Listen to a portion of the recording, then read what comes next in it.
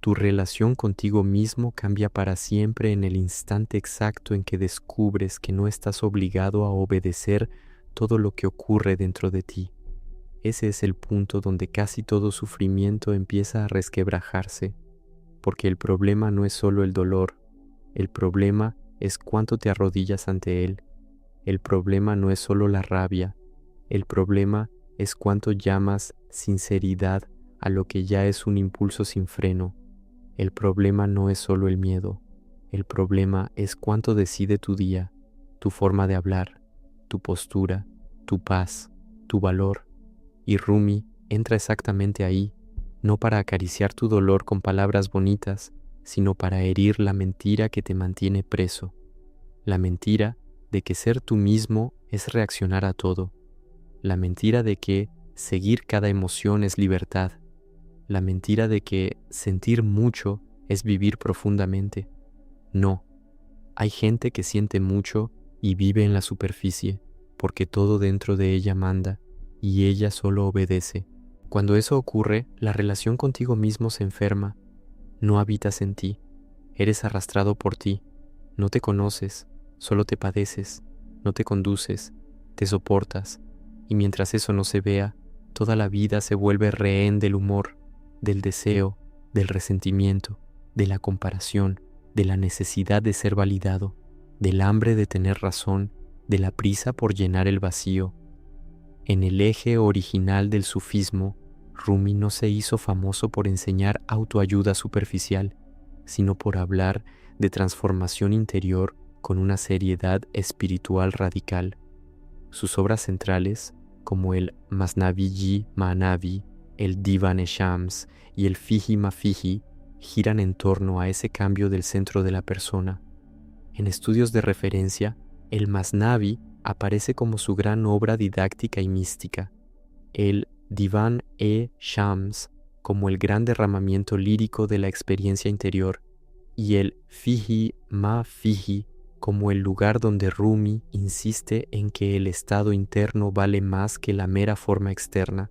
En el vocabulario sufí, este trabajo toca directamente el problema del nafs, el yo inferior, el yo movido por impulso, vanidad, apego y reacción. Y esto es brutalmente actual, porque el nafs no es una teoría lejana. Aparece cuando una palabra atraviesa tu orgullo y pierdes todo el día por dentro. Aparece cuando prometes paz, pero vives buscando ofensa. Aparece cuando dices que quieres amor, pero solo sabes controlar. Aparece cuando dices que quieres silencio, pero alimentas todo lo que agita tu mente. Aparece cuando quieres ser respetado, pero aún eres esclavo de la opinión de cualquiera. Este es el punto más duro. Mucha gente cree que tiene una personalidad fuerte, pero lo que tiene es sensibilidad descontrolada. Mucha gente cree que se está defendiendo, pero solo está repitiendo heridas antiguas. Mucha gente cree que está siendo auténtica, pero en realidad solo deja que el yo herido hable primero. Y quien vive así nunca descansa de sí mismo. Cualquier cosa se vuelve amenaza. Cualquier retraso se vuelve rechazo. Cualquier desacuerdo se vuelve ataque. Cualquier silencio se vuelve abandono. Cualquier frustración se vuelve crisis de identidad. Esa persona no está en paz consigo, está en guerra consigo y lleva esa guerra a donde va. Por eso, el autodominio en Rumi no tiene nada que ver con endurecerse hasta volverse piedra. No es matar la emoción, no es fingir calma, no es convertirse en un personaje controlado por fuera y hirviendo por dentro. El autodominio es otra cosa, es no entregar el trono del alma al primer movimiento del impulso. Es sentir sin ser secuestrado, es percibir la ola sin convertirse en la ola, es mirar la propia mente sin caer de rodillas ante ella. La tradición sufí trató esto como parte central de la educación del corazón. El control del nafs era un tema decisivo junto con el examen de sí mismo y el recuerdo de Dios. Ese recuerdo, el dhikr, no es solo repetir palabras con la boca, existe para sacar al ser humano del olvido de sí, del automatismo, de la hipnosis del ego. Por eso, cuando Rumi señala la fuerza del estado interior por encima de la forma vacía, está diciendo que la lucha real ocurre dentro. Entonces la pregunta deja de ser ¿cómo controlar mi vida? Y pasa a ser ¿quién dentro de mí está viviendo mi vida? Ese desplazamiento lo es todo, porque en el instante en que empiezas a verlo, tu relación contigo mismo deja de ser una relación de confusión y se convierte en una relación de verdad. Percibes que hay en ti una parte que quiere paz, pero también hay una parte que se alimenta del drama. Hay una parte que quiere amor, pero también hay una parte que prefiere vencer. Hay una parte que quiere profundidad, pero también hay una parte adicta a la distracción. Hay una parte que pide sanación, pero también hay una parte que protege su propia herida porque construyó su identidad alrededor de ella. Y mientras esas dos partes permanezcan mezcladas, llamarás prisión a mi forma de ser, llamarás compulsión a mi naturaleza, llamarás inestabilidad a mi intensidad. Rumi corta esa ilusión, te obliga a ver que el enemigo más íntimo casi siempre habla con tu voz. Piensa en un hombre que llega a casa impregnado de un pequeño veneno. No fue una tragedia, fue solo una falta de respeto, una frase torcida, una respuesta seca, un gesto que tocó su orgullo, pero no percibe lo que entró en él, solo lo lleva hacia adentro. Se sienta con la familia sin estar realmente allí, responde con más dureza de la necesaria, se vuelve frío cuando debería estar presente, se impacienta cuando debería escuchar, duerme con la mente palpitando, despierta aún atrapado en la escena. El día siguiente ya nace contaminado por algo que ocurrió ayer, y lo peor, cree que solo está siendo humano. No, está siendo gobernado. Ahora imagina a ese mismo hombre empezando a ver el primer movimiento. La frase llega, el dolor sube, la rabia se enciende, pero esta vez no se fusiona con la llama. Se da cuenta, se contiene, calla por un momento, siente el impulso de responder, pero aún no responde. Siente la necesidad de demostrar algo, pero no se arrodilla ante esa necesidad. Vuelve hacia adentro y se pregunta, ¿qué fue exactamente lo que se tocó en mí? ¿Fue verdad? ¿Fue orgullo? ¿Fue miedo? ¿Fue una humillación antigua? ¿Fue carencia de valor? En ese segundo, la relación consigo mismo empieza a cambiar, porque dejó de actuar como esclavo de lo que sintió y comenzó a actuar como testigo de lo que sintió. Eso es un terremoto silencioso. Eso es el comienzo de otra vida. Rumi no empuja a la persona hacia una guerra neurótica contra sí misma, la empuja hacia una purificación del centro. Y aquí hay un punto que casi siempre se malinterpreta. El autodominio no es autoodio, no es tratarse como enemigo, no es aplastar el cuerpo, demonizar el deseo ni sentir culpa por existir. Es poner cada cosa en su lugar. Es impedir que el impulso se vuelva rey. Es impedir que la carencia se vuelva brújula. Es impedir que el dolor se vuelva identidad. Es impedir que el ego herido escriba todo el guión de tu vida. El sufismo describió este camino como una aproximación a Dios a través del amor, el recuerdo, la disciplina interior y una unificación de la voluntad. En lenguaje simple, dejar de ser arrastrado en 1000 direcciones y volver a tener un centro. En etapas más altas, la tradición habla incluso de fana, el vaciamiento del yo autocentrado, no para destruir a la persona, sino para liberarla de la tiranía de sí misma. Por eso, tu relación contigo mismo no mejora cuando aprendes solo a complacerte. Mejora cuando aprendes a no traicionarte. Y traicionarte aquí es mucho más común de lo que parece. Te traicionas cuando entregas tu paz a cualquier opinión. Te traicionas cuando sabes que deberías callar, pero respondes para alimentar el orgullo. Te traicionas cuando sabes que deberías detenerte, pero continúas porque el deseo se volvió amo. Te traicionas cuando llamas autenticidad a la incapacidad de gobernar tu propia lengua.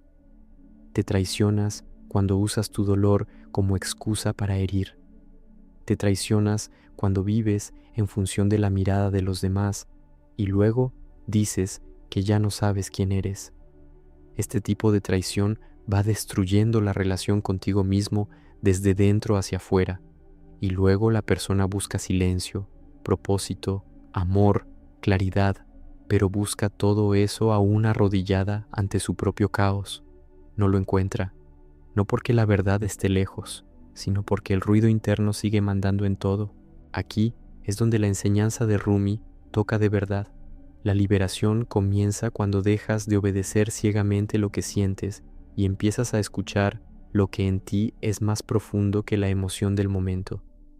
Esto exige práctica, exige presencia, exige una vergüenza sagrada ante tu propio automatismo, exige honestidad para admitir que no todo lo que brota dentro de ti merece confianza, no todo deseo merece ser seguido, no toda reacción merece voz, no todo pensamiento merece morada, no toda emoción merece mando. Esto no es represión, es discernimiento, es limpieza, es dejar de tratar la vida interior como un pasillo sin puertas, donde todo entra, grita y manda. Una práctica simple, fiel al espíritu del tema, empieza así. Cuando algo toque tu vanidad, no respondas en el primer segundo. Cuando algo amenace tu imagen, no decidas en el punto más alto de la herida. Cuando algo despierte el deseo de atacar, retrocede un poco hacia adentro. Respira, nombra lo que surgió, observa dónde impactó. Recuerda que el primer impulso no es toda tu identidad. Luego pregúntate, ¿esto me vuelve más íntegro o más esclavo? ¿Esto me acerca a mi centro o me aleja? ¿Esto nace de la claridad o de la herida? ¿Esto es fuerza o solo velocidad? Quien repite este movimiento empieza a conocerse de una forma que ningún discurso superficial puede ofrecer, porque deja de estudiarse solo en teoría y comienza a verse justo en el punto donde casi siempre se pierde. Si quieres ir a la fuente de manera más seria y menos fantasiosa, 3 puertas ayudan mucho. El Masnavi Manavi, donde Rumi trabaja la transformación interior mediante imágenes, historias y enseñanza mística, el Fiji Mafiji, que recoge sus discursos, y el Divane Shams, donde la llama del amor espiritual estalla en poesía. Para una lectura moderna con base académica, Rumi, Past and Present, East and West, de Franklin D. Lewis, The Sufi Path of Love, de William C. Chittick, y The Triumphal Son, de Annemarie Schimmel, son referencias sólidas para comprender a Rumi sin poner frases inventadas en su boca ni sacar el sufismo de su contexto original. Pero nada de esto sirve si sigue existiendo solo como una admiración bonita. Porque aquí el tema no es que te guste Rumi, el tema es dejar que Rumi hiera la parte en ti que quiere seguir siendo servida, la parte que siempre se justifica, la parte que siempre se pone en el centro, la parte que convierte su propia emoción en ley. Mientras esa parte mande, tu relación contigo mismo será siempre inestable, porque seguirás dependiendo del mundo para no derrumbarte. Un elogio te eleva, una crítica te destruye, un deseo te arrastra, un rechazo te quiebra, un retraso te irrita, un recuerdo te domina. Eso no es libertad interior, eso es exilio interior. Y hay una señal muy clara de que algo empezó a cambiar. Sigues sintiendo, pero dejas de ser arrastrado con la misma facilidad. La provocación llega, pero ya no lo secuestra todo. La tristeza aparece, pero no se convierte en identidad total. El miedo surge, pero no decide solo. El deseo grita, pero no ocupa el trono. El orgullo duele, pero ya no lo sirves como antes. En ese punto, la relación contigo mismo se vuelve más limpia, más honesta, más respirable. Empiezas a confiar más en ti, no porque solo sientas cosas bonitas, sino porque sabes que ya no necesitas obedecer cualquier movimiento interno. Eso es fuerza real, eso es dignidad espiritual, eso es el comienzo de un corazón menos disperso, menos rehén, menos hambriento. Y cuanto más madura esto, más comprendes que el autodominio no es volverse más pequeño, es, por fin, dejar de vivir fragmentado, es dejar de ser un campo de batalla donde cada impulso tira hacia un lado. Es convertirte en alguien que no necesita aparentar firmeza porque empezó a construir firmeza real. Por eso, tu relación contigo mismo nunca volverá a ser la misma cuando este proceso comienza, porque antes vivías dentro de ti como quien habita una casa en llamas e intenta llamar a eso hogar. Ahora empiezas a ver el fuego, la fuente del fuego, el combustible del fuego, la mentira del fuego y sobre todo el hábito secreto de seguir alimentando aquello que te destruye. Y cuando eso se vuelve visible, cuando el mecanismo queda expuesto, cuando la voz del yo herido pierde el disfraz, cuando la necesidad de reaccionar ya no parece virtud, cuando el recuerdo de lo que es más alto empieza a entrar justo en el momento de la herida, entonces algo decisivo se abre. ¿Quién eres sin el impulso que siempre te gobernó? ¿Quién eres sin la herida ocupando el centro? ¿Quién eres cuando la necesidad de vencer se calla? ¿Quién eres cuando tu paz ya no depende tanto de ser reconocido, respondido, deseado, defendido, confirmado? ¿Y qué empieza a nacer dentro de alguien que por fin deja de llamar yo a todo aquello que solo lo alejaba de sí mismo? Empieza a nacer una forma de presencia que quizá nunca hayas conocido de verdad. No una presencia perfecta, no una presencia fría, no una presencia sin lucha, sino una presencia que ya no se abandona en el primer sacudón. Y eso lo cambia todo, porque la peor soledad no es estar sin nadie. La peor soledad es no lograr permanecer entero dentro de ti cuando la vida aprieta.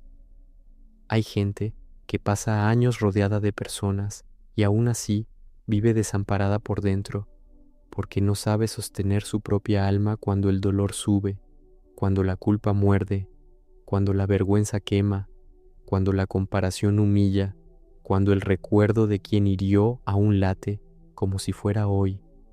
En ese punto, la relación consigo mismo se parece a una casa sin puerta, sin techo y sin orden. Cualquier viento entra, cualquier recuerdo invade, cualquier voz externa gobierna, cualquier oscilación interna lo derrumba todo. Y Rumi, con toda la fuerza del camino sufí, empuja a la persona hacia una pregunta que duele porque es verdadera. ¿Quién está gobernando tu casa interior ahora? Porque mientras esa casa sea gobernada por el impulso, el miedo, la carencia, el resentimiento y la necesidad de demostrar valor, nunca vas a descansar ni siquiera cuando estés en silencio. Seguirás cansado sin haber hecho nada, pesado sin tragedia, tenso incluso en los días buenos, porque el cansancio de quien no tiene autodominio no viene solo de lo que ocurre afuera, viene de la guerra que no deja de ocurrir dentro. Una respuesta mal dada sigue resonando, un rechazo antiguo sigue mandando, un deseo no cumplido se vuelve revuelta, un error del pasado se convierte en identidad, y poco a poco la persona va perdiendo el contacto con lo que en ella es más limpio, más simple, más verdadero. Ya no sabe lo que realmente siente, porque todo pasa por el filtro de la herida. Ya no sabe lo que verdaderamente quiere, porque todo pasa por el filtro de la carencia. Ya no sabe quién es, porque hace mucho tiempo vive intentando defender una imagen en lugar de proteger su alma. Ahí es donde la enseñanza se vuelve extremadamente práctica, casi cruel en su claridad. El autodominio no empieza cuando ganas grandes batallas, empieza en el segundo pequeño, humilde y casi invisible, en el que dejas de decir sí al movimiento equivocado dentro de ti. Es cuando surge la necesidad de justificarse y no te entregas a ella. Es cuando aparece el impulso de explicarte para ser validado y lo observas sin servirlo. Es cuando el dolor pide teatro, exageración, ruido, reacción y decides no ofrecer tu cuerpo, tu boca ni tu energía a esa vieja obra. Ese es el momento en que la relación contigo mismo empieza a sanar, porque interrumpes la vieja alianza con aquello que siempre te debilitó. Y eso, al principio, duele. Duele porque Quien está acostumbrado a obedecer todo lo que siente, confunde libertad con descarga, confunde verdad con impulso, confunde presencia con intensidad, confunde personalidad con reactividad. Entonces, cuando empieza a no obedecer, parece extraño, parece seco, parece pérdida, pero no es pérdida, es desintoxicación. Piensa en una mujer que ha pasado toda su vida reaccionando en el mismo patrón. Siempre que se siente ignorada, se cierra. Siempre que se siente amenazada, ataca. Siempre que se siente pequeña, intenta controlar. Siempre que se siente insegura, fuerza una respuesta, exige una prueba, demanda una señal, aprieta al otro hasta que el otro se aleja, y luego llama a eso abandono. Durante años cree que el problema siempre está fuera, personas equivocadas, momentos equivocados, relaciones equivocadas, circunstancias equivocadas, pero un día empieza a ver el hilo invisible, empieza a notar que no es toda la vida la que la persigue, es el patrón interno el que lo tiñe todo. Entonces surge una nueva posibilidad. El mensaje tarda, la ansiedad sube, la imaginación empieza a fabricar historias, el pecho se oprime, surge la necesidad de reclamar, pero esta vez ella se detiene, no porque se haya vuelto de piedra, no porque haya dejado de sentir, sino porque empezó a respetarse más de lo que respeta su propio impulso. Ese momento parece pequeño, pero por dentro es monumental, porque ahí empieza a construir una nueva lealtad, ya no lealtad al miedo, ya no lealtad a la urgencia, ya no lealtad a la herida, lealtad a aquello en ella que ya no quiere seguir mendigando seguridad en manos del caos. Eso es lo que transforma la relación contigo mismo. No es repetirte que te amas, no es abrazarte con frases hechas, no es adornar el sufrimiento con palabras bonitas, es convertirte en alguien que ya no entrega su alma a cualquier oscilación, y quizá eso sea una de las cosas más difíciles de escuchar, porque en mucha gente hay un apego secreto a su propia inestabilidad, hay un apego secreto al drama, a la turbulencia, a la montaña rusa, al exceso, al fuego que destruye pero da sensación de vida. Hay personas que, en el fondo, tienen miedo de la sobriedad interior, miedo de la calma, miedo del centro, porque pasaron tanto tiempo asociando profundidad con dolor que la paz les parece vacía, y entonces siguen saboteando su propia cura, reavivando lo que duele, revisitando lo que intoxica, insistiendo en lo que las desarma, porque aún no aprendieron a habitar el silencio sin sentir abstinencia de su propio caos. Rumi rompe ese encantamiento del caos, llama a la persona a algo mucho más difícil y mucho más verdadero, volver a ser simple por dentro. Y la simplicidad aquí no es ingenuidad, es unidad, es dejar de vivir dividido entre lo que sabes y lo que haces, entre lo que deseas y lo que alimentas, entre lo que pides y lo que practicas, porque no sirve decir que quieres paz y seguir alimentando la comparación, no sirve decir que quieres profundidad y seguir viviendo en la distracción, no sirve decir que quieres amor y seguir sirviendo al orgullo, no sirve decir que quieres libertad y seguir obedeciendo la compulsión, la aprobación y el miedo.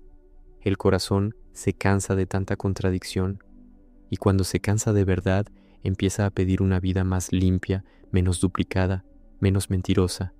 Entonces, el autodominio deja de parecer una regla y empieza a parecer alivio. Y quizá eso sea lo que más asusta, darse cuenta de que mucho del dolor que parecía inevitable era alimentado por pensamientos revisitados, por conversaciones ensayadas en la mente, por escenas repetidas internamente, por interpretaciones que inflaman el ego, por hábitos que le dan a la herida un lugar fijo en la mesa. Hay gente que no solo siente el dolor, lo prepara, lo alimenta, lo protege, lo revisita, se identifica con él y luego dice que no puede salir de él. Claro que hay dolores profundos, reales, brutales, y no todo se disuelve con una decisión rápida. pero también hay un sufrimiento que continúa porque hay cooperación interna con él. Y el primer signo de autodominio es precisamente ese: dejar de cooperar con lo que está destruyendo tu paz. Cuando eso comienza, ocurre algo muy fuerte. Empiezas a ver el intervalo entre el estímulo y la respuesta. Antes parecía todo una sola cosa. Ocurría y ya estabas dentro. Tocaba y ya estabas reaccionando. Dolía y ya estabas sirviendo. Ahora no. Ahora aparece un espacio. Pequeño al principio, pero real. En ese espacio, la persona todavía siente la punzada, todavía siente el impulso, todavía siente el incendio queriendo nacer, pero ya no entra tan rápido. Ese espacio es sagrado, porque ahí vive la posibilidad de no repetir. Ahí vive la posibilidad de no herir a quien no te hirió. Ahí vive la posibilidad de no empeorar lo que ya era difícil. Ahí vive la posibilidad de interrumpir años de automatismo. Y es en ese espacio donde una nueva relación contigo mismo empieza a construirse, ya no basada en impulso y culpa, sino en lucidez y responsabilidad interior. Pero eso exige un coraje que mucha gente aún no quiere tener, el coraje de verse sin el barniz, ver cuánto de tu discurso sigue siendo defensa, ver cuánto de tu bondad aún depende de ser tratado como quieres, ver cuánto de tu generosidad desaparece cuando se toca tu orgullo, ver cuánto de tu calma depende de que todo esté en su lugar, ver cuánto de tu fe se evapora en el primer malestar. Ver eso duele, ver eso humilla, ver eso rompe una autoimagen bonita, pero también libera, porque mientras proteges la imagen que tienes de ti, no puedes sanar lo que realmente eres. Y el sufismo, cuando se toma en serio, no sirve para inflar una identidad espiritual, sirve para quemarla, sirve para sacar del centro a ese yo lleno de exigencias, miedos, máscaras y hambre de reconocimiento, para que algo más verdadero pueda respirar. Por eso, escuchar a Rumi de verdad no es solo emocionarse, es aceptar ser desenmascarado, es permitir que la palabra atraviese justo el punto donde aún te engañas, es comprender que no basta con sufrir intensamente, es necesario sufrir conscientemente o el sufrimiento se convierte en otra fábrica de ego. No basta sentir culpa, es necesario que la culpa se transforme en lucidez o se vuelve otra forma de quedar atrapado en uno mismo. No basta querer cambiar, es necesario romper la alianza con el placer secreto de repetir lo que te destruye. Y eso lleva a un nivel más profundo de autodominio, porque aquí ya no se trata solo de contener la reacción en la superficie, se trata de examinar qué dentro de ti todavía ama el veneno que dice odiar. Tal vez por eso tanta gente pide cambio, pero cuando el cambio exige perder ciertos placeres internos, retrocede, porque hay placer en tener razón, hay placer en sentirse injustamente tratado, hay placer en alimentar fantasías de revancha, hay placer en ser el centro de la propia narrativa de dolor, hay placer en seguir emocionalmente dependiente de algo o de alguien, porque eso evita el encuentro difícil con el vacío interior. Entonces, la cura no falla solo por falta de método, muchas veces falla porque todavía hay lealtad a lo que hace daño. Y mientras eso no se rompa, la relación contigo mismo seguirá siendo un campo de sabotaje disfrazado de sensibilidad. Pero cuando esa lealtad empieza a morir, la persona respira distinto. Ya no necesita reaccionar para sentir que existe. Ya no necesita ganar para sentir valor. Ya no necesita ser vista todo el tiempo para sentir consistencia. Ya no necesita descargar en el mundo todo lo que el mundo toca en ella. Y poco a poco empieza a surgir una fuerza más limpia. No la fuerza de quien domina a otros, sino la fuerza de quien ya no es tan fácilmente dominado por sí mismo. Y eso cambia la forma de amar, la forma de hablar, la forma de esperar, la forma de sostener la frustración, la forma de entrar en un conflicto sin perderse por completo en él. Incluso la soledad cambia, porque deja de ser un lugar de ataque interno y empieza a convertirse en un espacio de reencuentro. Incluso el silencio cambia, porque ya no llega cargado de fantasmas todo el tiempo. Incluso la oración cambia, porque deja de ser un pedido desesperado para que el mundo cambie y pasa a ser una entrega más honesta de lo que aún necesita ser purificado dentro. Aquí es donde el tema se vuelve aún más profundo, porque el autodominio no es solo un escudo contra el error, es un puente hacia una intimidad real contigo mismo, no una intimidad sentimental que gira solo en torno a lo que se siente, sino una intimidad lúcida que conoce sus propios puntos frágiles, sus propios disparadores, sus propios vicios interiores, y por eso puede vigilar mejor el corazón. Quien no se vigila se pierde fácilmente. Quien no se conoce coopera con lo que lo derriba. Quien no percibe su propia hambre interna termina haciendo del otro un plato. Quien no ve su propia carencia convierte cualquier relación en un altar de dependencia. Quien no reconoce su sed de validación vive negociando su paz por migajas de atención. Todo eso es una relación enferma con uno mismo. Todo eso es ausencia de centro. Todo eso es lo contrario de la promesa que se está haciendo aquí. Porque la promesa real no es volverte a alguien impecable. La promesa es no volver a relacionarte contigo de la misma manera. No volver a tratar tu impulso como rey. No volver a llamar verdad a todo lo que pasa por tu mente. No volver a glorificar tu herida. No volver a creer que intensidad es sinónimo de profundidad. No volver a abandonarte tan fácilmente en el momento en que más necesitas de ti. Ese es el punto. Tal vez por primera vez empezar a convertirte en alguien capaz de permanecer a tu lado cuando el caos llega. Y eso es gigantesco, porque mucha gente no se derrumba solo por el peso del mundo, sino porque, cuando el peso llega, ya no encuentra a nadie dentro de sí capaz de sostener su alma. Entonces, la pregunta se vuelve más afilada. Cuando llegue la próxima provocación, ¿quién va a responder dentro de ti? Cuando la próxima herida de rechazo sea tocada, ¿quién tomará el mando? Cuando aparezca el próximo deseo ciego, ¿quién se sentará en el trono? Cuando el orgullo sea humillado, ¿quién hablará primero? Cuando la carencia pida socorro en forma de prisa, exigencia, exageración y apego, ¿quién exactamente obedecerá a quién? Y si tu relación contigo mismo está a punto de cambiar de verdad, ¿cuál es la primera voz dentro de ti que necesita dejar de mandar ahora? La primera voz que necesita dejar de mandar es aquella que siempre se presenta como urgencia, porque casi todo lo que destruye la paz llega con rostro de urgencia.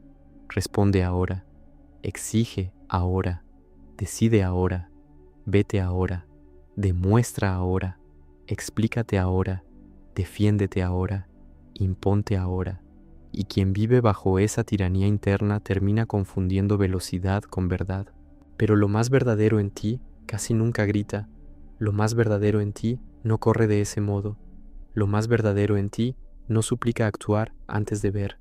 Observa, sopesa, espera a que el veneno baje un poco para no llamar lucidez al veneno.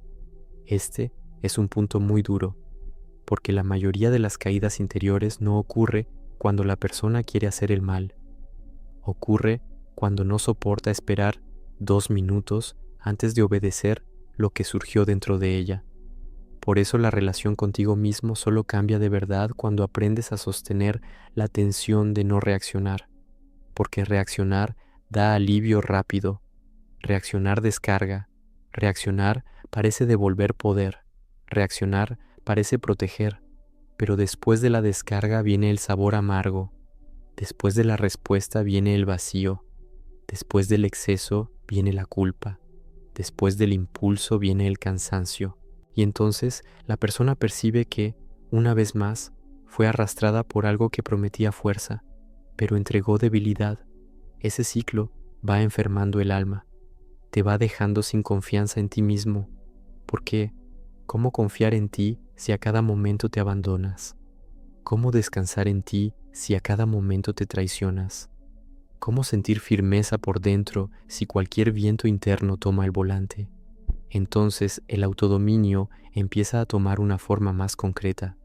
No es una idea bonita, es un gesto repetido, es la lengua contenida cuando quiere herir, es la imaginación interrumpida cuando quiere fabricar tragedia, es el cuerpo que no corre detrás de lo que solo alimenta dependencia, es la mente que no recibe cualquier pensamiento como invitado de honor, es el corazón que aprende a decir, te vi llegar, pero hoy no voy a servirte.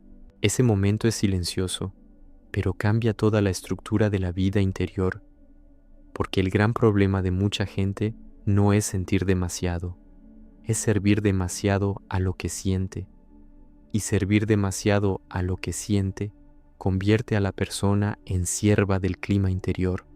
Si el clima es bueno, existe, si el clima es malo, se derrumba, si siente amor, se entrega, si siente miedo, retrocede, si siente rabia, explota, si siente carencia, se aferra. Así nunca vive desde un centro, vive desde la oscilación. En el fondo, la promesa del autodominio es esta: dejar de ser gobernado por el tiempo del impulso y empezar a vivir en el tiempo de la conciencia. Y eso cambia incluso la forma en que se siente el dolor, porque el dolor sin conciencia solo se expande, pero el dolor con conciencia empieza a revelar, muestra dónde aún hay apego, muestra dónde aún hay orgullo escondido, muestra dónde aún hay hambre de aprobación, muestra dónde aún hay miedo a no valer, muestra dónde aún hay dependencia de la imagen.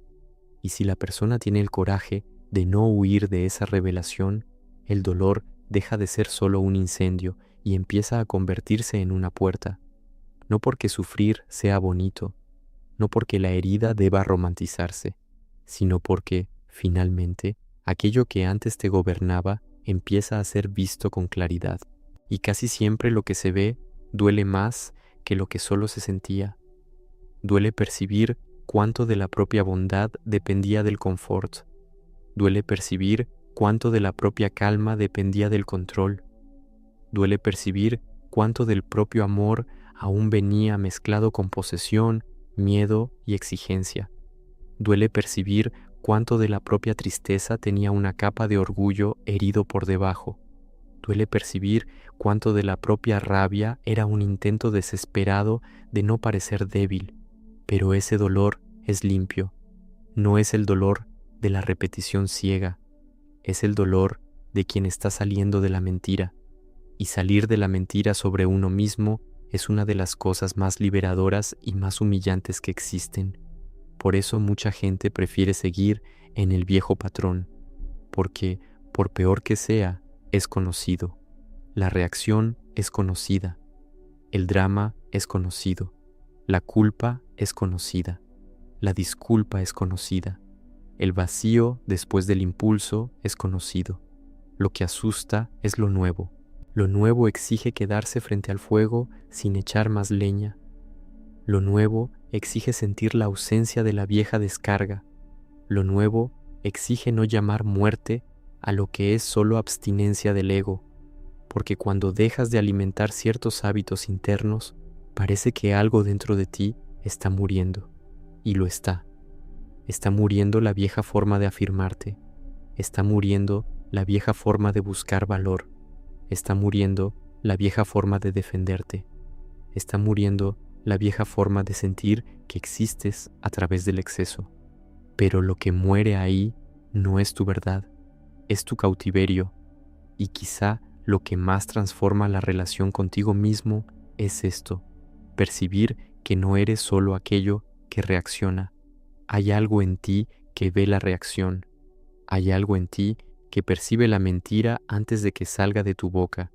Hay algo en ti que siente el orgullo armándose. Hay algo en ti que nota la carencia intentando disfrazarse de amor. Hay algo en ti que sabe, antes del error, que eso no traerá paz. Esa parte casi siempre habla bajo, casi siempre llega primero, pero es ignorada porque no tiene el brillo del impulso.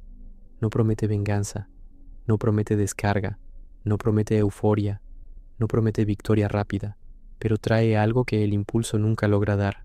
integridad después de que la ola pasa. Quien empieza a escuchar esa parte más profunda va cambiando por dentro de una manera que quizá ni los demás perciban al inicio, pero el alma lo percibe, el cuerpo lo percibe, el silencio lo percibe, la noche lo percibe, porque empiezas a acostarte sin tantas conversaciones desgarrándote por dentro. Empiezas a atravesar conflictos sin cargarlos durante días de la misma manera. Empiezas a notar que no toda punzada necesita volverse historia, no todo miedo necesita volverse decisión, no toda tristeza necesita volverse identidad, no todo deseo necesita volverse acto, y eso devuelve algo precioso, respeto por ti mismo. No el respeto orgulloso que depende de parecer fuerte, sino el respeto sereno de quien sabe que, poco a poco, está dejando de venderse barato ante cualquier tormenta interior. Pero este camino exige vigilancia, no una vigilancia cansada, paranoica, tensa, sino una vigilancia viva, una atención del corazón, porque el ego herido aprende rápido, cambia de ropa, cuando no logra dominar por la rabia, intenta dominar por la culpa. Cuando no logra dominar por la explosión, intenta dominar por la autocompasión. Cuando no logra dominar por la arrogancia, intenta dominar por una falsa humildad que quiere aplauso por sufrir en silencio. Siempre intenta volver al centro. Por eso, la relación contigo mismo necesita ser reconstruida con sinceridad constante. No basta con vencer un momento, es necesario empezar a ver el mecanismo, es necesario empezar a reconocer el olor interno de la caída antes de que la caída se complete, el olor de la prisa, el olor de la necesidad de ser entendido a cualquier costo, el olor del deseo de controlar lo que el otro siente, el olor del resentimiento revivido, el olor de la fantasía de reparación a través de una respuesta perfecta. Cuando ese olor aparece, algo en ti necesita despertar y decir, conozco este camino y nunca me dejó íntegro. Hay una diferencia enorme entre sentir e identificarse. Mientras te identificas, todo lo que surge dentro de ti se vuelve yo. Yo soy esta rabia, yo soy este dolor, yo soy esta vergüenza, yo soy esta ansiedad, yo soy esta necesidad. Pero cuando empieza a existir autodominio, el lenguaje secreto cambia. Esto está pasando por mí, pero no es mi rey. Esto está doliendo en mí, pero no define toda mi verdad. Esto surgió en mí, pero no va a decidir por sí solo lo que hago. Ese cambio parece pequeño por fuera, pero por dentro rompe cadenas, porque es justamente la identificación ciega la que entrega poder absoluto al estado del momento, y un estado del momento nunca fue digno de gobernar una vida entera. Entonces, poco a poco, la persona deja de buscar solo alivio y empieza a buscar limpieza, y eso es mucho más profundo, porque alivio lo puede dar cualquier descarga, un mensaje impulsivo, un grito, una huida, una recaída, un exceso, pero la limpieza no. La limpieza exige verdad, exige contención, exige paciencia con el proceso interno, exige soportar la ausencia del viejo placer de reaccionar, exige dejar que ciertas partes de uno pasen hambre. Y eso duele, porque el ego, cuando no es alimentado, se rebela, intenta convencer a la persona de que está siendo apagada, anulada, silenciada injustamente. Pero no, lo que está siendo retirado es solo el poder que nunca debió tener. Y cuando ese poder empieza a caer, aparece algo muy bello y muy sobrio. La persona se vuelve menos impresionable, menos manipulable, menos dependiente del clima alrededor, menos entregada a lo que ocurre, y eso no la vuelve fría, la vuelve más verdadera, porque ahora puede amar sin tanto miedo, puede esperar sin tanta desesperación, puede escuchar sin convertir todo en amenaza, puede atravesar el silencio sin sentirse completamente abandonada, puede soportar la frustración sin convertirla en catástrofe, puede sentir tristeza sin volverse adoradora de su propia tristeza, puede sentir rabia sin convertirla en su identidad moral, puede sentir deseo sin arrodillarse ante él. Eso es libertad interior de verdad, no la libertad de hacer todo lo que quieres, sino la libertad de no tener que obedecer todo lo que quieres. Y en el centro de este cambio, la relación contigo mismo deja de ser un lugar de sobresalto y se convierte en un lugar de amparo. Empiezas a volverte alguien en quien puedes descansar un poco, alguien que no te va a empujar siempre al abismo cuando la herida se abre, alguien que no va a empeorar siempre lo que ya era difícil, alguien que puede permanecer contigo en el momento difícil sin convertirse inmediatamente en tu enemigo o en tu carcelero. Y quizá esa sea una de las mayores sanaciones posibles, porque hay personas que pasaron toda la vida siendo perseguidas por fuera, pero su peor perseguidor siempre fue interno, la voz que acusa, la voz que exige, la voz que apura, la voz que dramatiza, la voz que compara, la voz que dice que solo habrá paz cuando todo afuera se alinee. Y mientras esa voz mande, la persona nunca llega a casa dentro de sí. Pero cuando pierde fuerza, cuando ya no es obedecida con la misma devoción, cuando ya no recibe el cuerpo, la lengua, el tiempo y la energía como si fueran siervos automáticos, entonces el alma empieza a respirar de otra manera, no porque la vida se haya vuelto fácil, no porque el mundo haya dejado de herir, no porque la vulnerabilidad haya desaparecido, sino porque ahora, cuando la vida toca la herida, ya existe en ti algo que no se mueve tan fácilmente con ella, y tal vez sea exactamente ahí, en ese punto invisible, donde la herida aún duele, pero ya no gobierna como antes, donde empieza a nacer la pregunta más decisiva de todas. Cuando llegue la próxima ola, ¿qué dentro de ti va a permanecer en pie para no dejar que tu alma sea arrastrada otra vez? Tal vez el mayor cambio de tu vida no comience cuando el mundo finalmente te entienda, sino cuando dejes de ser arrastrado por todo lo que sientes y aprendas a permanecer entero dentro de ti. Y si alguna parte de este mensaje tocó un lugar real dentro de ti, vale la pena reflexionar con honestidad sobre qué sigue gobernando tu paz, dejarlo en los comentarios, compartir este video con quien también está cansado de vivir en guerra consigo mismo y suscribirte al canal para seguir profundizando en la sabiduría de Rumi y del sufismo de una manera profunda, práctica y transformadora.